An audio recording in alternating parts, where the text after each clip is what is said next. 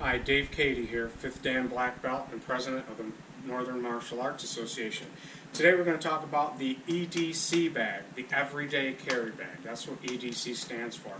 And my other bag, the 72-hour bug out bag, that's a whole different purpose. This is my trauma bag. So we're going to take the 72-hour bag and we're going to put that off to the side. The trauma bag as well, because we're not going to be discussing that right now, but I just wanted to give you an idea of the bags that I carry with me every day. Now in my law enforcement career, I carried go bags, EDC bags, gear bags, many of them, many different kinds, sizes, or whatever. And I've been through a lot of different makes, brands, and sizes. And at this particular time, I'm retired, but I still carry a EDC bag. And the purpose of the EDC bag is for preparedness. And that is one of the mantras of the Northern Martial Arts Association is preparedness in mind, body, and spirit. We never know when we're going to be thrust into some kind of situation that requires additional equipment other than what we have on our person. Now some various bags, I mean just to show you, give you an idea, you don't need an extravagant or expensive bag, and a lot of it depends on how much gear you actually need to carry. I'm just going to show you some variations. There's a shoulder bag. I picked that up at a garage sale, I think for $2. This is a bag that I carried when I was an investigator with the DA's office, because I liked this bag because I could carry ammunition, radios, water bottles, all kinds of different things in it. It was small, had a shoulder strap, and worked out very well. And another bag I picked up at a garage sale. Very simple bag. I mean, if your purposes are just to carry the very, very essential items, a bag this size and of this manner is perfect. It's non-discreet, yet you could carry some of the most essential items you need. Alright, now we got that out of the way. Let's go to my EDC bag, and we're going to work from the outside in. Here I have a programmable scanner. This scanner gives weather. It also does fire, police, all different things, and I can do it in different areas if I'm not in my home area. So that's a good idea to have if you need it, and check your local laws and legality to make sure you can carry such an item. Now when on the outside of the bag, I want the items that I'm going to need or grab the most. One of the items that I have here is a flashlight, LED flashlight, quite bright, powered by CR123 batteries. This size flashlight does come in a rechargeable model, and the rechargeable models are great too. It's just that this one I happen to have is CR123 batteries. Also on here I have attached to the MOLLE webbing, I have a helmet light, and that helmet light produces light. If I'm working with a bag and I need to work on something, I can turn that light on and have light on the outside. This is something that's pretty big nowadays, is antiseptic lotion, carabiner, and I carry earplugs. And I also have a couple of these markers on here in case I have to set the bag down at night, or if I'm walking at night or whatever, and people want to follow me. I got different marker lights. This, I guess, is really important, because how many times have you misplaced your keys or not known where your keys are when you need to get out of the house quickly or need to go someplace? I always keep my keys hooked onto my bag. On the outside pocket, here's a water bottle. Now it's very important that you have hydration with you at all times. So I have an Nalgene bottle filled with water that I routinely change the water in it or use the water in it. The outside pocket, and these are a real nice type of water bottle holder because they have outside pockets. Now this outside pocket, in particular, I have a small knife and a whistle that can go on a lanyard. I carry a good supply of the Mylar emergency blankets. And I also have in here, and I have it attached inside so I can't lose it, I have a ferro rod and a striker. So that goes for that bag. On the back, I have a small pouch. I have rubber gloves. Going back to the other side, I have a general purpose pouch, that in this pouch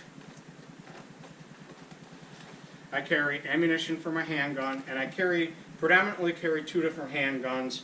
My most prominent handgun being a Glock 19. I carry spare magazines for that, as well as a spare magazine for my Smith & Wesson Shield. I have cellular light sticks, a couple of those in there. This is another little item that's handy, and it is a small life straw for water purification.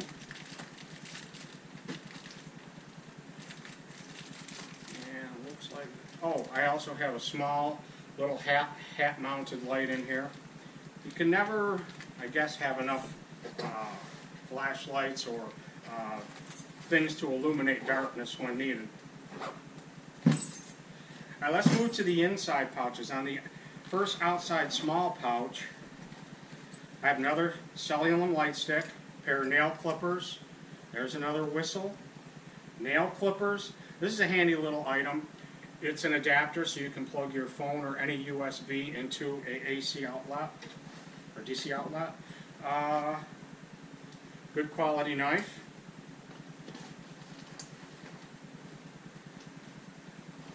A multi-tool. These come in very handy as well. Some bug dope. Now I carry some spare batteries for my CR123 light. Small signal mirror. Chapstick. Now let's move up to the small top pouch. Okay, in here I have a USB drive. I know that sounds kind of crazy, but you never know when you're going to have to use a USB drive to download some information at some point. Water purification tablets, waterproof match carrier with striker, waterproof matches. Fire is very essential in any survival type situation or any emergency situation. I have asthma, rescue inhaler. I keep some glass wipes here for my eyeglasses. Actually, any other equipment too as well. Alright, let's go to the main pouch. I'd open up the main pouch. Okay, I have a balaclava. In here is probably my most go-to first aid kit. This is a combination, what I call a boo-boo bag that can handle just about any small emergency, right up to some trauma dressings in here. And one of my next videos, when I actually go into the trauma bag and the items in it, I'll include what is actually in that bag. But for now, it's just simple, small cuts and emergencies, things that you may come across with friends and family. Tourniquet. Okay, in here, I have another emergency blanket and a small emergency shelter. Going back to traumatic injuries, I have two of the compressed gauze. That's nice for stuffing into a wound or for heavy bleeding.